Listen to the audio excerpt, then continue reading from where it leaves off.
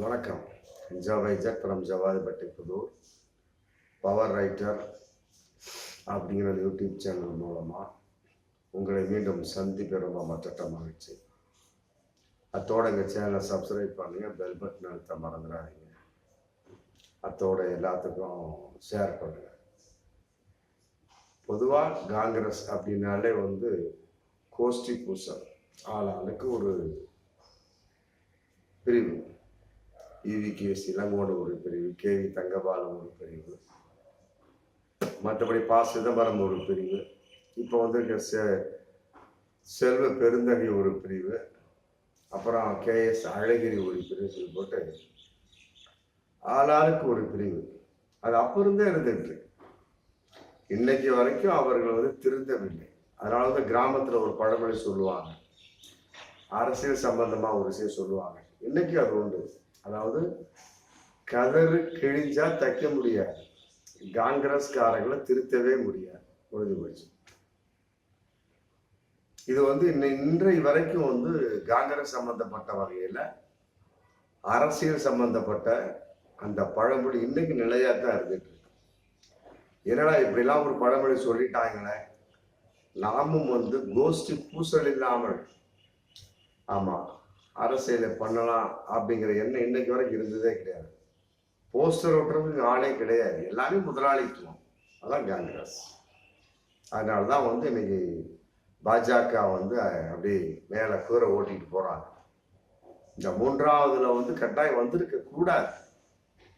ஆமா, காங்கிரஸ் உண்மையிலே இன்னும் உயர்வான ஒரு அற்புதமா இருந்திருந்தாங்கன்னா கட்டாயம் வந்திருக்கவே கூடாது. ஆனா வந்துட்டாங்க. ஆனா அடுத்து வரமாட்டாங்க. யாரு பாஜக வராது, அதுல மாற்று கருத்தே கிடையாது. அதுக்கு காரணம் மிகப்பெரிய ஒரு மாற்றத்தை மக்கள் இப்பவே எதிர்பார்த்தாங்க. அது கொஞ்சம் 2 நொண்டிக்கால வச்சு அப்படியே தூக்கி நிறுத்திட்டாரு மோடி. அடுத்ததுல என்ன பொசிஷன் அப்படிங்கிறது சுத்தமாவே மக்கள் அது முடிவை கொடுப்பாங்க. ஏன்னா அந்த அளவுக்கு மக்கள் காங்கிரஸுக்கு ஆதரவாக இருக்கிறார்களோ இல்லையோ, மற்றபடி ஆட்சி மாற்றத்தை விரும்புவாங்க. ஆமா, அதுல ஒரு மாற்று கருத்தே கிடையாது. இப்பவே விரும்பினது கொஞ்சம் மயிரிழையில தப்பிச்சிருச்சு.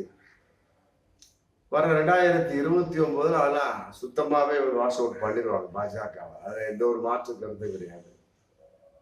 ஆமா, அப்படிலாம் ஒரு சூழல் இருக்கக்கூடிய சமயத்துல மீண்டும் காங்கிரஸுக்குள்ள கோஷ்டி பூசல். அவ்வாறு செல்வ பெருந்தகை அன்னைக்கு வாயை விட்டுக்கிட்டு 2 வாரத்துக்கு முன்னாடி 3 வாரத்துக்கு மேல நினைக்கிறேன், வாயை விட்டு நாங்கள் காமராஜ் ராஜ் கொண்டு வர வேண்டும், இப்படியே இருந்தா எப்படி ஆவது என்ன அப்படின்னு சொல்லி போட்டு இது காங்கிரஸினுடைய மிகப்பெரிய வெற்றி அப்படிங்கிற மாதிரி, திமுக காரணம் இல்லைங்கிற மாதிரிலாம் பேசிட்டு அப்புறம் டக்குன்னு இவிகேஎஸ் இளங்கோன் மூத்த தலைவர் ஒரு போட்டார். ஏப்பா வாயை விட்டு உட்காந்து இருக்கிறீங்க, வர்றது உள்ளாட்சி தேர்தலாம் வரப்போகுது, இன்னும் ஏகப்பட்ட பிரச்சனைகள் வந்துட்டு இருக்கு, ஆமா கூட்டணி அணியாக முடிச்சிடாதீங்க பாருங்க சத்தம் போட்டாரு. அடுத்த நாள் செல்வ பெருந்தகை அதெல்லாம் கிடையாது, நான் அப்படிலாம் சொல்லவே கிடையாது, திமுக தான் வெற்றிக்கு காரணம், காங்கிரஸோட வெற்றிக்கு திமுகவும் மு.க. ஸ்டாலின் தான் காரணம், வேற யாருமே காரணம் கிடையாது அப்படின்னு போட்டு உள்டா அடிச்சு பேசுறாரு. ஆமா, இப்ப அதை விட மிக சிவியரான ஒரு மேட்டரோட போயிட்டு இருக்கு. கார்த்திக் சிதம்பரம், சிதம்பரத்தினுடைய பையன் பேசியதாக ஒரு தகவல்.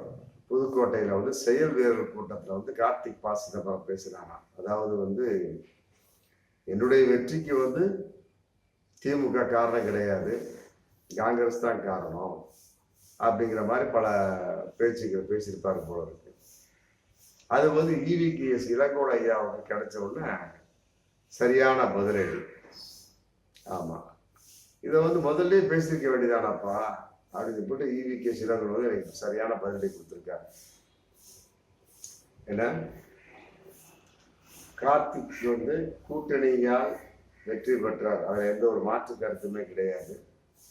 இந்த மாதிரி பேசுறதுனால கூட்டணிக்குள்ள பிரச்சனை ஏற்படும். அது கார்த்திக்கு தெரியாதா? வர்றது உள்ளாட்சி மன்ற தேர்தல் நெருங்கிட்டு இருக்கு, அதையெல்லாம் விட கார்த்திக்கு சீட்டு கொடுக்கவே கூடாதுன்னு கூப்பிட்டு ஏகப்பட்ட காங்கிரஸுக்குள்ளே ஏகப்பட்ட போராட்டம் பண்ணாங்க.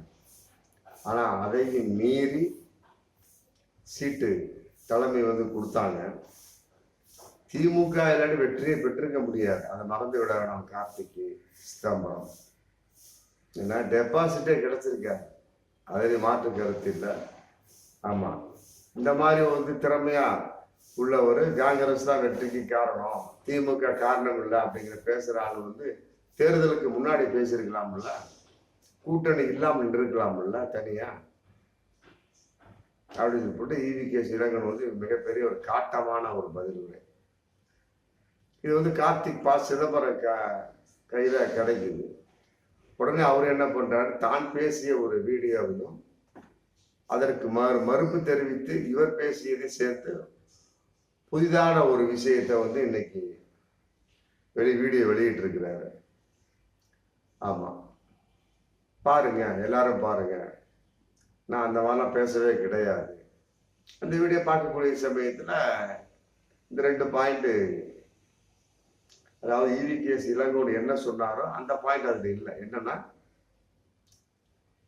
திமுக தான் காரணம் அப்படின்னு தான் பேசுது. ஒருவேளை வெட்டி ஒட்டப்பட்டதா அப்படிங்கிறது தெரியல. காங்கிரசுடைய வெற்றிக்கு திமுக தான் காரணம், மற்றபடி வந்து மு.க. ஸ்டாலினுடைய அனைத்து மக்கள் திட்டங்கள் தான் காரணம் அப்படிங்கிற மாதிரி பேச்சு வருது. அதுல இது எந்த அளவுக்கு உண்மை அப்படிங்கிறதும் தெரியல. ஏதாவது வந்து வெட்டி ஒட்டப்பட்டு இவரை எடிட்டிங் பண்ணி தன் பேச்சை இணைத்து அவர் பேச்சை இணைத்து வெளியிட்ட கேசட்டா அப்படிங்கிறது தெரியல. மற்றபடி வந்து சட்டசபை சம்பந்தப்பட்ட அந்த கூட்டணி சம்பந்தப்பட்ட வகையிலையும் 2026 நம்ம கூட்டணியா இருக்கணும். என்ன அதனால வந்து வார்த்தைகளை அளந்து பேச வேண்டும் அப்படிங்கிற மாதிரி வந்து ஈவி.கே. இளங்கோவனோட பேச்சு போயிட்டு இருந்தாலுமே கூட கார்த்திக் சிதம்பரம் சிதம்பரத்தினுடைய பேச்சு வந்து அந்த மாதிரி இல்லை. அப்போ வந்து யாருடைய பேச்சின் அடிப்படையில் ஈவி.கே. இளங்கோவன் அந்த மாதிரி வந்து பதிலடி கொடுத்தார். ஆமா, ஒருவேளை வந்து அவருடைய கையில வந்து தவறான பேசியது கேசட் கிடைத்ததா அப்படிங்கிற கேள்வி இதில் போயிட்டு இருக்கு. அதுக்கு வந்து கார்த்திக் சிதம்பரம் வந்து சிவகங்கையில் இன்னைக்கு பேட்டி கொடுத்துருக்கிறார். அதாவது நான் பேசியதை வந்து ஈவி.கே. இளங்கோவன் வந்து சரியா கேட்கல, கேட்டிருந்தாருன்னா தெரியும். ஏன்னா கூட்டணியால தான் வெற்றி பெற்றேன்னு தான் நான் பேசியிருக்கேன். மற்றபடி நான் சிங்கிளா நின்றதுனால வெற்றி பெற்றேன்னு பேச கிடையாது. அதே நேரத்துல காங்கிரஸ் இருந்து என்னை நீக்க வேண்டும் சொல்லிவிட்டு ஈவி.கே. இளங்கோவன் சொல்லியிருக்காங்க. இது தேவையற்றது, வேடிக்கையானது, நான் அவரை எதிர்த்து பேச விரும்பவில்லை அப்படின்னு போட்டு இன்னைக்கு சிவகங்கையெல்லாம் வந்து பேட்டி கொடுத்துருக்காங்க. அதாவது மூத்த தலைவர், மற்றபடி வந்து கார்த்திக் சிதம்பரம் வந்து பணிவா தான் பதில் சொல்லியிருக்கிறார். என்னுடைய பேட்டி வந்து முழுமையா கேளுங்க, கேட்காம நீங்க வாட்டி இடையில கேட்டுட்டு கட்சியை விட்டு என்னை நீக்கணும் அப்படின்னா எப்படி? இது வேடிக்கையா இல்லையா? நான் அந்த மாதிரிலாம் பேச கிடையாது, என்னுடைய கேசட்டை பாருங்க அப்படி இப்படி இன்னைக்கு கார்த்திக் சிதம்பரம் பப்ளிக் பண்ணியிருக்காரு. அதுக்கு ஈவி.கே. இளங்கோவன் வந்து என்ன பதில் சொல்ல போறார் அப்படின்னு தெரியல. பொதுவா இதை பார்க்கின்ற பொழுது எது உண்மை எது பொய் அப்படின்னு தெரியல.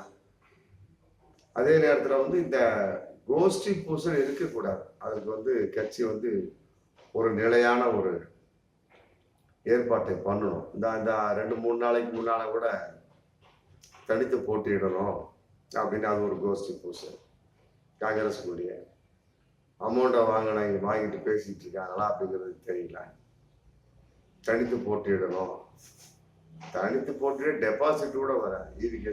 சொல்ற மாதிரி. ஆமா, காங்கிரஸார் வந்து ஒருவேளை கூட்டணி முடித்துக் கொள்ள போகிறார்களா அப்படிங்கிற கேள்வி இதுல வருது. அதனால ஆளாளுக்கு வாயை விட்டுக்கிட்டு கோஷ்டி பூசல் உங்களுக்குள்ளே வைத்துக் கொள்ளுங்க. இந்த வீடியோ மூலம் சொல்லிக் கொள்வது, காங்கிரஸ்னால கோஷ்டி பூசல். ஆமா, அதை மாற்று கருத்தே கிடையாது. கதறு கிழிஞ்சா தைக்க முடியாது, காங்கிரஸ் திருத்த முடியாது, முடிஞ்சு போச்சு. அதனால வந்து கோஷ்டி பூசல் இருக்கும். ஆனா இந்த அளவுக்குலாம் ஓவரா எந்த ஒரு கட்சியிலையும் கிடையாது. இருக்கக்கூடிய சமயத்துல காங்கிரஸாருக்கு சொல்லிக்கொண்டு உங்களுக்குள்ளே அதை ஆஃப் பண்ணி அப்படியே அமர்த்தி போயிடுங்க. அவன் ரொம்ப ஓப்பனாக பண்ணீங்கன்னா அப்புறம் திமுக யோசிக்க ஆரம்பிச்சிருவாங்க. அப்புறம் வரக்கூடிய காலங்களில் வந்து ஒன்றும் பண்ண முடியாது. சீட்டே தரமாட்டாங்க. அவளை இவ்வளோதான் அப்படின்னு கொடுப்பாங்க. உங்களுக்கு பிரிய வந்தால் பாருங்க, போயிட்டே இருங்க அப்படிம்பாங்க. திமுகவுடைய ஸ்டாலின் திட்டம் அந்த மாதிரி ஜம்முன்னு போயிட்டு இருக்கு. ரொம்ப அற்புதமான பல திட்டங்களை திட்டி மக்கள்கிட்ட வந்து நான் செஞ்சிருக்கிறேன், எனக்கு ஓட்டு போடுங்க அப்படின்னு தைரியமாக கேட்கக்கூடிய ஒரே கட்சி இந்தியாவிலே திமுக தான்.